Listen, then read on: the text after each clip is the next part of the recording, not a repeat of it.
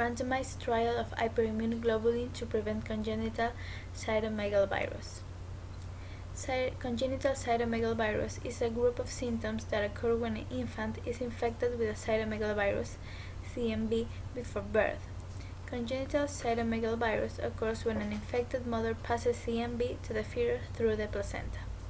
The mother's illness may not have symptoms, so she may be unaware that she has CMV. Steps.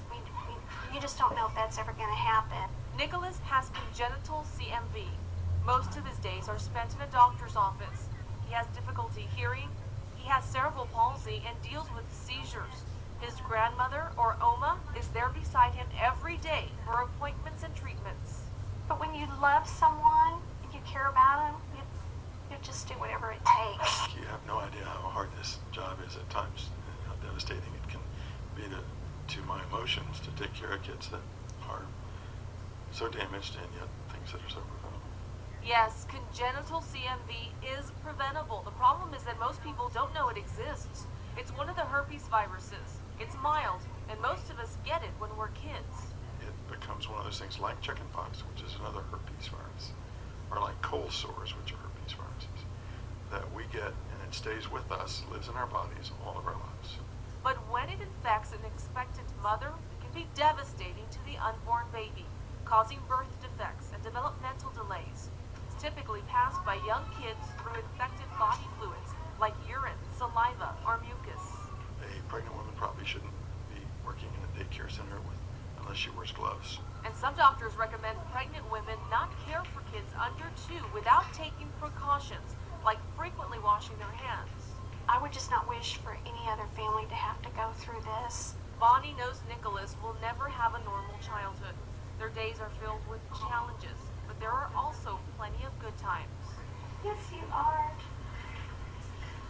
He is so wonderful to take places. He's joyful, he laughs. And even though he can't say I love you, she knows his love is stronger than any illness. You are the caregiver to them, and they just totally and completely trust you with their life. Karen Martinez, Fox News at 9.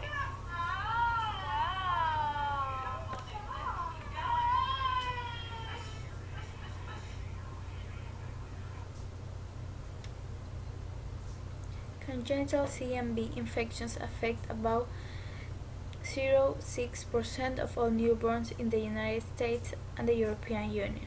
Can cause sequelae such as a sensorineural hearing loss and congenital and motor defects in about 20% of those infected. Previous studies suggested a reduction of congenital CMV infection and improved infant outcomes among women given hyperimmune globulin during pregnancy. Case: a total of 123 women could be evaluated in the efficacy analysis. The rate of congenital infection was about 30% in the hyperimmune globulin group and 44% in the placebo group. There was no significant difference between the two groups or within each group, between the women who transmitted the virus or those who did not, with respect to levels of virus-specific antibodies, T-cells mediate immune response, or viral DNA in the blood.